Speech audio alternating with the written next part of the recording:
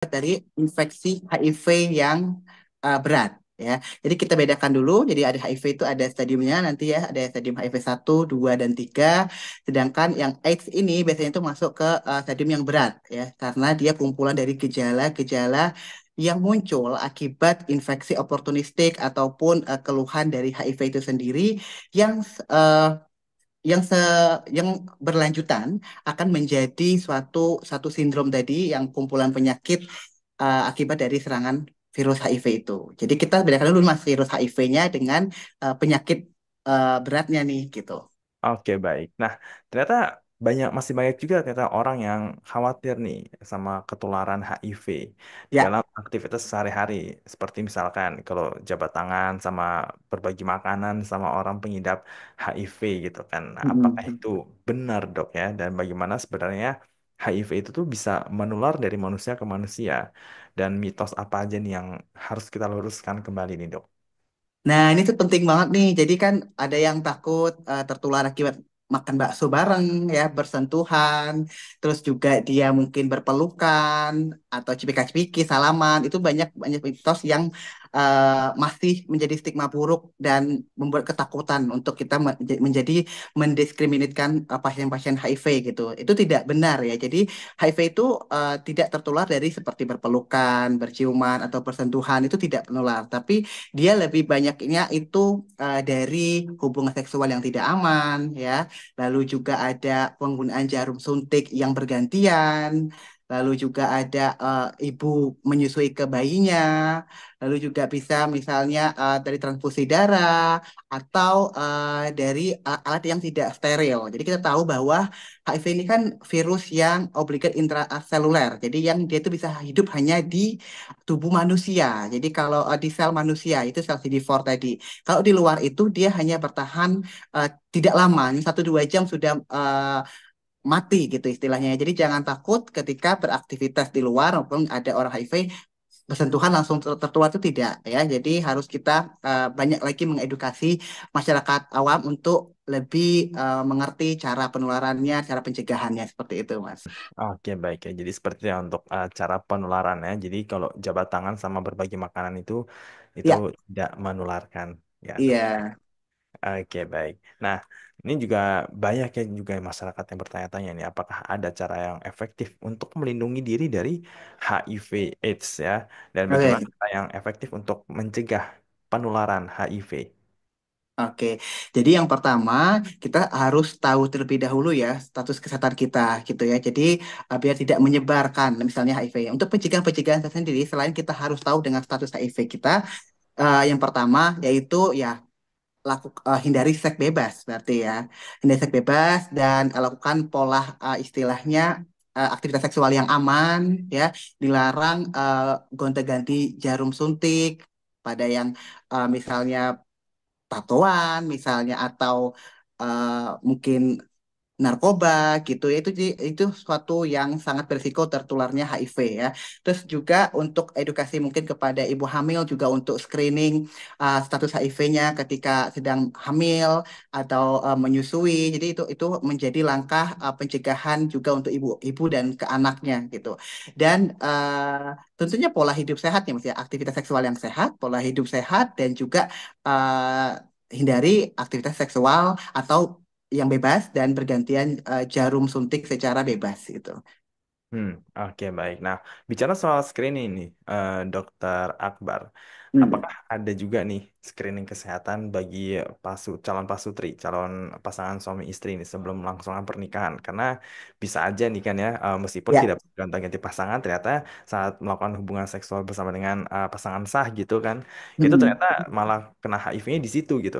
Ya, jadi memang penting sekali kita melakukan screening pranika ya. Screening pranika memang untuk kesehatan baik untuk kesehatan apa istilahnya pasangan ya, aktivitas seksual pasangan dan juga bagus untuk kesehatan nanti keturunannya. Salah satunya adalah screening pranika ini adalah virusnya HIV tersebut ya.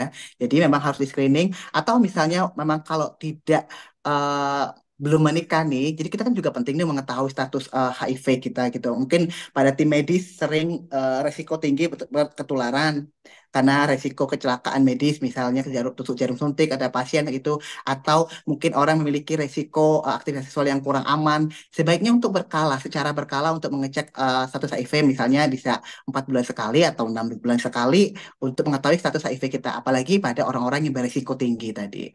Oke, baik ya. Jadi memang perlu sekali ya untuk melakukan screening kesehatan nih, terutama buat calon pasangan suami istri yang akan melangsungkan pernikahan gitu kan ya. Ya. Untuk memastikan aja gitu bahwa kita bebas dari HIV sehingga kita bisa mencegah juga penularannya. Nah, kemudian pertanyaan yang paling besar itu adalah HIV ini sebenarnya bisa nggak sih sembuh sepenuhnya, 100% sembuh nih.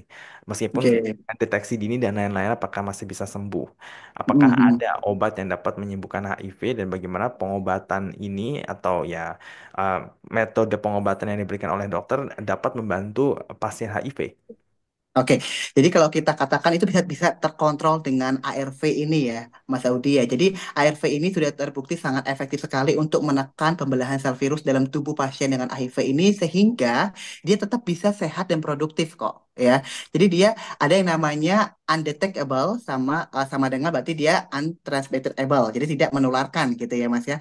Nah, ini akan diperoleh status ini bisa diperoleh kalau si pasien itu rutin untuk mengkonsumsi obat ARV sesuai anjuran dokter gitu. Nah, ARV ini berfungsi untuk menekan dari replikasi jumlah virus tersebut sehingga dia tidak berkembang untuk menyerang sel imun kita sehingga kita tetap kuat, tetap sehat dan tetap produktif. Jadi asalkan kuncinya adalah rutin mengkonsumsi ARV, membuat cek viral load-nya itu mungkin bisa setahun sekali untuk menilai angka atau jumlah virus di dalam tubuhnya apakah semakin tertekan apa sampai tidak terdeteksi itu tujuan kita supaya angka penularannya atau menularkan ke pasangan atau ke anaknya itu sangat minimal gitu kalau sampai tidak terdeteksi. Jadi tetap bisa hidup sehat dan produktif dengan mengkonsumsi ARV secara rutin karena ini sangat penting. Kadang baru beberapa menemukan kendala atau efek samping dari ARV-nya kadang pasien sudah stop ARV-nya nggak mau gitu ya. Nah, itu yang juga harus diedukasi kepada pasien-pasien bahwa memang efek samping mungkin beberapa akan muncul pertama awal-awal dalam mengkonsumsi ini, tapi ini tidak boleh di-stop karena tujuan itu jangka panjang, long term, untuk menekan dari pembelahan virus ini supaya imun kita tuh tetap kuat dan kita terhindar dari infeksi-infeksi oportunistik atau penyakit-penyakit yang bisa muncul akibat dari imun kita tertekan. Jadi orang HIV itu kadang parahnya itu karena infeksi oportunistiknya, Mas Audi. Jadi HIV bisa terkendali dengan baik, tapi kalau ada infeksinya itu yang membuat dia sulit untuk melawan infeksi karena imunnya lemah gitu. Hmm, oke baik. Nah, mungkin Dokter Akbar bisa menjelaskan lebih detail lagi nih dok ya. Efek samping dari ARV ini apa aja nih yang perlu Iya, diketahui? jadi awal-awal tuh kadang ke tubuh pasien bisa merasakan dia muncul ruam-ruam merah, gatal-gatal gitu ya. Terus ada beberapa juga yang bisa mimpi buruk, misalnya beberapa obat bisa mimpi buruk atau bisa pusing. Nah, hal-hal tersebut sebenarnya bisa didiskusikan pada dokter. Oh dok, saya kok minum ini pusing ya, nanti bisa digantikan regimen yang lain untuk lebih nyaman terhadap pasien. Karena kan obat HIV itu banyak regimen-regimennya dan memang cocok-cocokan dan memang beberapa orang akan menimbulkan efek samping yang sudah diwanti-wanti sebenarnya. Jadi timbulnya efek samping itu bukan berarti harus stop atau tidak cocok. Jangan. Konsulkan lagi pada dokter. Misalnya muncul mimpi buruk, muncul nyeri kepala, muncul ruam gatal-gatal, mual muntah atau diare. Nah, itu sudah ada apa istilahnya evaluasi ke dokternya. Nanti sudah diberikan obat yang sesuai dan meminimalisirkan dari efek samping tersebut gitu. Hmm, oke baik. Nah, kemudian jadi masalah besar dalam penanganan HIV di Indonesia ini adalah stigma nih, Dok. Nah, Ya. menurut dokter kenapa stigma terhadap orang yang pengidap HIV ini masih tinggi dan apa dampaknya terhadap mereka? Oke, jadi ini sangat penting ya untuk masyarakat semua ya, untuk lebih menaruh empati dan pendekatan secara hak asasi manusia, bahwa mereka juga memiliki hak asasi manusia untuk hidup bersama tadi ya, kesetaraan bersama, sehat bersama gitu, walaupun dia dengan status HIV yang positif gitu. Hal-hal ini yang harus kita terus edukasi terhadap pasien, keluarga pasien ataupun masyarakat luas untuk mengerti tentang HIV, cara penularannya, dan bagaimana kita bersosialisasi terhadap pasien-pasien HIV ini. Kita tahu batas-batasannya dan kita juga akan terhindar dari si HIV ini. Karena beberapa masyarakat masih menganggap ini adalah suatu aib yang besar, bahkan penyakit yang tidak sembuh, bahkan beberapa daerah mungkin membuat ini jadi sebuah kutukan gitu ya Mas ya. Jadi yang membuat mendiskriminasikan si pasien-pasien HIV ini sangat semakin tertekan sehingga kualitas hidupnya mungkin bisa ke psikisnya, mentalnya, depresinya sehingga tidak mau lagi minum obat karena merasa ini adalah akhir dari hidupnya, ini adalah akhir dari produktivitasnya atau menggagalkan cita-citanya, akhir dari kehidupannya yang terjadi akibat HIV itu. Perlu kita tekankan pada pasien-pasien HIV semua bahwa HIV bisa terkontrol baik dengan ARV, dapat produktivitas dan tetap sehat. Dan pada masyarakat luas juga untuk tidak menghakimi atau mendiskriminatkan pasien-pasien HIV, perlu apa istilahnya untuk rangkul bersama, untuk maju bersama dengan mendapatkan hak yang setara. Yang perlu kita hindari adalah penyakitnya, bukan orangnya. Jadi ingat, hindari penyakitnya, bukan orangnya. Hmm. Oke, baik. Nah, em, ini mungkin orang yang punya HIV atau orang yang berada di sekitar pasien HIV, ini mungkin bertanya-tanya juga nih, Dokter Akbar nih, apakah dengan membawa HIV ini, ya meskipun terkontrol dengan baik ya tadi dengan Mm, menggunakan mm, ARV itu, apakah bisa menikah, aman untuk mm, menikah, aman untuk mm, melakukan aktivitas seksual bersama pasangannya, mm. dan punya anak tanpa menularkan virus tersebut ke pasangannya dan juga ke anaknya itu. Ya, hal tersebut tentunya banyak pertanyaan yang jadi pasien-pasien HIV. Apakah saya masih bisa menikah? Apakah saya masih bisa punya anak? Kayak gitu ya. Hal tersebut masih bisa. Jadi saya bilang tadi ada kuncinya adalah teratur dalam mengkonsumsi ARV. Kalau kita teratur dengan ARV, harapannya ini virus itu viral loadnya sangat rendah sampai tidak terdeteksi atau undetectable. Kalau sampai tidak terdeteksi juga angka penularannya atau risiko penularannya sangat rendah atau sampai hampir tidak ada kalau dia tidak terdeteksi virus. Jadi masih aman untuk menikah dan juga memiliki anak. Nanti dari anak juga ibu dan bayinya juga tetap bisa menyusui ya, asal ibunya yang positif ini mengkonsumsi ARV gitu. Jadi tetap bisa memberikan ASI kepada bayi ya, dari ibu menyusui dan juga apa namanya pasangan juga masih bisa menikah asal tertekan dengan baik virus HIV-nya dengan rutin mengkonsumsi ARV. Jadi jangan khawatir, jangan menganggap ini semua adalah akhir dari dunia atau karir kalian atau kehidupan kalian. Jadi konsultasikan kepada ahlinya untuk mendapatkan atau merencanakan kehamilan atau pernikahan setelah terdiagnosa HIV.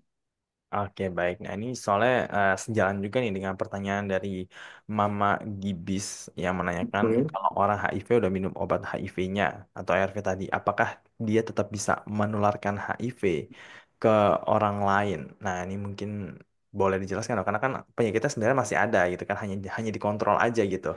Iya, iya, iya. Jadi kuncinya pada Mama Gibis tadi ya, kuncinya adalah selama pasien HIV, ya, orang dengan HIV itu rutin mengkonsumsi ARV tadi ya, menjalani pola hidup sehat dan olahraga, ARV yang tidak pernah ketinggalan atau tidak pernah lupa, harapannya adalah virusnya itu tidak terdeteksi. Dan jika virus tidak terdeteksi, maka risiko penularannya itu sangat-sangat rendah. Ya, jadi kuncinya tidak boleh bolos ARV untuk uh, memiliki apa nama imun yang kuat untuk tubuh pasien dan juga risiko penularan yang rendah untuk orang terdekat pasien. Hmm. Oke, baik. Kemudian pertanyaan dari Emanwar 17, HIV bisa nular lewat keringat nggak? Nah, ini jadi banyak sekali ya apa namanya masih pertanyaan makan makan bakso bersama, sendok gigitan nyamuk gitu ya, gigitan nyamuk apakah menular atau tidak gitu. Air liur gitu, air keringat itu tidak menular ya selama tidak ada luka terbuka di dalam tubuh kita sama tubuh pasien HIV tersebut. Jadi kalau misalnya kontak berciuman atau bersentuhan salaman berkeringat itu tidak menular selama kulit kita intak atau utuh, tidak ada yang luka. Hmm, oke, berarti kalau misalkan salaman gitu, tapi mungkin ada habis kegores pisau di dapur gitu, salaman sama orang yang punya HIV, itu Heeh. berpeluang nular, dok.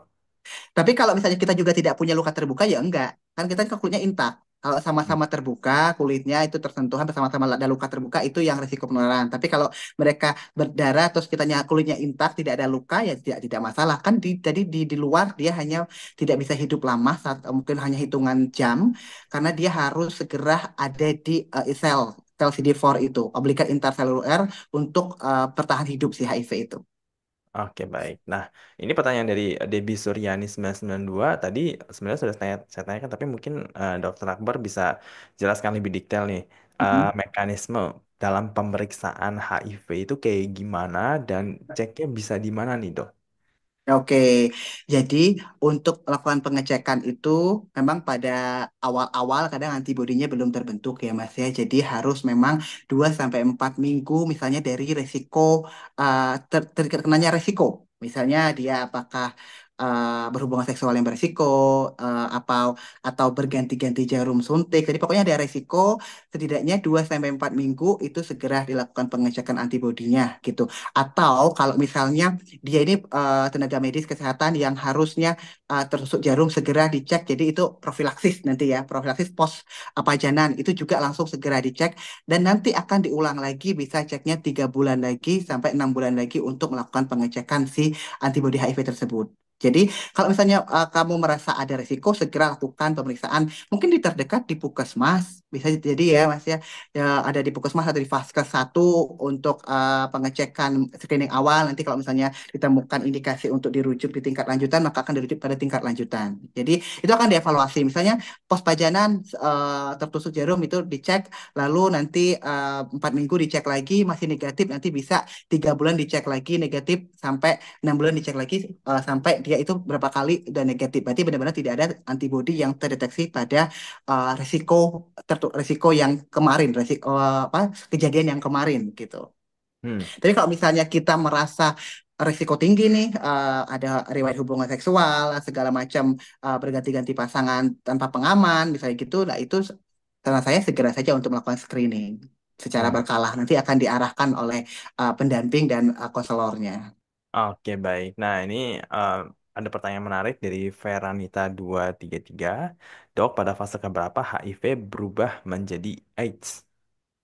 Oke, jadi untuk tahap-tahapan awal HIV itu biasanya gejala awal-awal itu 2 sampai 4 minggu tuh muncul hanya seperti orang eh, serangan flu biasa, prodromal syndrome ya. Jadi kayak pegal-pegal, demam, atau ada demam tinggi yang tidak tahu penyebabnya, ada diare atau limfadenopati itu pembesaran kelenjar getah bening yang banyak gitu ya dan persisten itu perlu dicek. Untuk menjadi HIV ke AIDS itu butuh waktu tahunan ya. Itu bisa sampai eh, 10 tahun ya, bisa sampai tidak ada gejala tergantung dari imunitas dari tubuh pasien itu sendiri. Tapi yang jelas bisa 3 sampai 10 tahun bisa baru muncul AIDS-nya. Tergantung dari satu imunitas tubuh pasien, viral load-nya ya, replikasi virusnya itu sangat tinggi atau tidak, dan CD4-nya yang rendah, status dari CD4-nya. Jadi itu bisa muncul riwayatnya tahunan. Awal-awal tuh merasa hanya serangan virus biasa atau demam biasa atau ada pemeriksaan getah bening, bisa juga diare ya, bisa juga pegal-pegal seperti orang mau flu. Nah, itu. Tapi nanti semakin tahun dia itu tidak terkontrol dengan baik nih HIV-nya bisa hitungan 3, 5 atau sampai 10 tahun bisa muncul jadi AIDS bila tidak tata laksana dengan baik. Hmm. Oke, baik. Nah, ini ada pertanyaan dari Tiwi_02. Dokter, HIV masa inkubasinya berapa lama, dokter? Misal setelah melakukan hubungan seksual. Oke, ini yang sering ditanyakan kapan saya harus cek gitu ya. Kapan saya harus karena apakah habis berhubungan seksual berisiko langsung cek gitu. Takutnya antibodinya belum terdeteksi. Jadi untuk masa inkubasinya sendiri rata-rata itu 2 sampai 4 minggu. Tadi saya bilang ya 2 sampai 4 minggu. Jadi minggu keempat mungkin harapannya antibodi yang terbentuk jadi bisa dicek gitu. Tapi kalau sebelum itu biasanya akan susah untuk terdeteksinya. Jadi kadang orang 2 hari langsung cek, terus oh aku udah negatif kok, oh, jangan pede dulu harus diulang 4 minggu kemudian gitu. Masa inkubasinya 2 sampai 4 minggu rata-rata. Oke, baik. Kemudian ada Wisnu WRDNA 1. Dok, maaf, misalkan kita tertular, apakah tidak langsung kelihatan? Apakah 4 tahun baru ketahuan dengan gejala? Dan apakah Nah, yang baru gejala awal? Mm.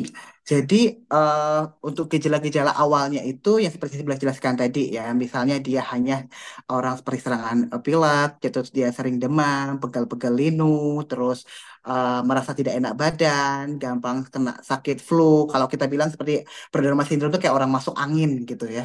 Jadi sedangkan itu adalah gejala prodromal awal-awal virus gitu. Nah, yang paling penting adalah ketika memenuhi gejala, misalnya demam tinggi 40 derajat yang tidak diketahui penyebabnya, diare yang sering gitu ya, yang tidak baik, misalnya kronis lebih dari 3 minggu gitu, atau ada pembesaran kerja getah bening di area ketiak atau di area leher atau di selangkangan gitu. Nah itu terus kita ada riwayat nih yang paparan risiko tadi gitu. Nah itu segera harus dilakukan cek ke dokter untuk memastikan apakah kita benar HIV atau enggak. Karena kalau untuk menunggu sampai AIDS berarti ini udah terlambat. Kalau menunggu sampai adanya labelnya dengan AIDS itu gejalanya udah berat, itu sudah terlambat. Ini untuk kita output untuk memberikan ARV nanti itu juga tidak bisa langsung. Kita harus men-screen dulu penyakit-penyakit yang opportunistiknya, TBC-nya, hepatitisnya, atau infeksi parunya. Nah, itu harus diobatin dulu baru masuk dari ARV-nya. Tapi kalau tahap-tahap awal, kondisi masih bagus, fit, kita pengobatan dengan ARV lebih awal, maka akan lebih baik gitu. Hmm. Oke, baik. Nah, ini pertanyaan dari Joko Anang Susanto. Untuk pasien HIV plus TB paru, apakah bisa Mm-mm. langsung program OAT dan ARV saat itu juga secara bersamaan? Karena OAT dan Mm-mm. ARV punya efek samping terhadap penggunanya ketika awal-awal program. Benar sekali. Jadi kalau misalnya TB dengan HIV itu harus diobati terlebih dahulu masuk dulu TB-nya, Mas. Hmm. Nanti TB 2 minggu TB, nanti obat TB baru masuk dari ARV-nya. Nanti penyesuaian ini disesuaikan dengan kondisi-kondisi pasien tertentu. Tapi yang jelas secara praktisnya maka bisa disesuaikan untuk pengobatan TBC-nya terlebih dahulu, baru nanti bisa masuk demi kemudian HIV-nya. Karena uh, istilahnya itu menghindari dari sindrom-sindrom eh, apa istilahnya obat apa si pulih imunnya itu kaget ternyata diobati ARV-nya ternyata ada infeksi yang lain. Jadi nah, infeksi yang lain ini harus diobati terlebih dahulu baru nanti ARV-nya menyusul untuk diobati gitu. Hmm. Oke, baik. Kemudian pertanyaan dari Noai 96. Dok, mau tanya secara kasat mata pasien HIV itu apakah bisa terlihat? Kalau dia terkontrol dengan ARV, maka kayak seperti orang biasa ya, seperti orang biasa, seperti orang sehat biasa, apalagi misalnya dia ARV-nya terkontrol, dia pola hidup sehat, maka tidak akan terlihat dari luar seperti oh ini orang HIV nih. Tapi kalau dia tidak terkontrol maka akan terlihat sekali, misalnya berat badannya kurus, ada bintik-bintik di tangannya, ya sudah menimbulkan gejala-gejala sering sariawan, kayak seperti kurang nutrisi kayak gitu. Itu gejala-gejala itu muncul akibat dari ARV yang tidak terkontrol. Tapi kalau sudah terkontrol dia akan seperti orang biasa saja, bahkan tidak akan tahu bedanya gitu. Oke, baik. Kemudian pertanyaan dari FB_Yolanda. Dokter, jika kita terkena kecelakaan kerja tertusuk jarum suntik dari pasien HIV, sampai Mm-mm. berapa kali pengecekan laboratorium yang harus dilakukan dengan hasil negatif baru benar-benar terbebas? Ya, jadi yang kita sebutkan ya bahwa misalnya terjadi kejadian tusuk jarum misalnya needle injury tadi yang tidak apa namanya tidak diharapkan pada pekerja, maka biasanya awal tuh akan dicek. Cek itu sebenarnya lebih baik tuh ngecek si status pasiennya nih. Kalau pasien itu bisa kita cek, maksudnya kita cek nanti kalau dia aman, berarti kan kemungkinan besar kita aman gitu. Tapi kalau misalnya statusnya tidak diketahui nih, yang ini agak ribet nih. Yang kalau status yang pasien yang bekas jarum itu tidak diketahui, nah ke kitanya yang tertusuk ini agak ribet. Jadi akan dicek awal, lalu akan diulangi lagi 4 minggu kemudian, lalu bisa diulang lagi untuk 3 bulan kemudian sampai 6 bulan kemudian itu akan diulang sampai benar-benar negatif negatif negatif terus seperti itu. Oke, baik. Seperti Baik, itu. Dokter Akbar, kita sekarang sudah memasuki penghujung dari sesi siaran sehat kita pada sore hari ini. Dan Oke. sebelum kita tutup untuk talk show kita, boleh Dokter Akbar untuk memberikan pesan-pesan sehat kepada sobat sehat semuanya. Silakan, Dok. Oke, healthy dan sobat sehat semuanya yang bergabung di Instagram live ataupun di radio ya, Kemenkes RI. untuk pertama, untuk selalu pola hidup sehat, kita kalau bisa mencegah lebih baik daripada mengobati. Tapi kalau memang sudah terlanjur terkena, jangan putus harapan untuk HIV ini. Karena dengan rutin ARV, dengan rutin melakukan pola hidup sehat dan kontrol ke dokter setiap ada keluhan, maka kalian masih bisa mendapatkan kualitas hidup yang baik, produktivitas yang sehat, dan bisa masih menggapai cita-cita kalian. Gitu. Jangan menganggap ini adalah hari kiamat, end of the day, atau hari terakhir kalian dalam hidup, jangan. Terus kedua, untuk masyarakat luas semuanya, untuk stop stigma negatif terhadap orang HIV, mari merangkul orang-orang dengan pasien HIV dengan hak yang setara, dan kita tahu batas-batasannya. Ingat, kita perlu menjauhi penyakitnya, bukan orangnya. Itu Mas Oke, Aldi. baik. Terima kasih Dokter Akbar atas Sama-sama. pesan-pesan sehatnya. Baik, Sobat Sehat, demikian talk show siaran sehat kita pada sore hari ini. Semoga informasi yang kami berikan dapat bermanfaat. Sekali lagi saya ingin mengucapkan terima kasih kepada Dokter Akbar yang sudah hadir dan meluangkan waktu sore hari ini untuk berbincang dengan kami di Radio Kesehatan mengenai HIV AIDS. Semoga sehat selalu Dokter Akbar dan Ya, selamat sama-sama Mas Aldi. beraktivitas. Ya, terima kasih. Baik. Baik, Sobat Sehat, demikianlah talk show siaran sehat kita pada sore hari ini. Semoga bisa membantu Sobat Sehat semuanya. Dan Sobat Sehat, jangan lupa untuk subscribe channel YouTube Kementerian Kesehatan RI, follow Instagram Kementerian Kesehatan, Kemenkes_RI, dan kita akan ketemu lagi di program siaran sehat lainnya. Saya Dora Mantio, pamit undur diri dan saya ucapkan salam sehat.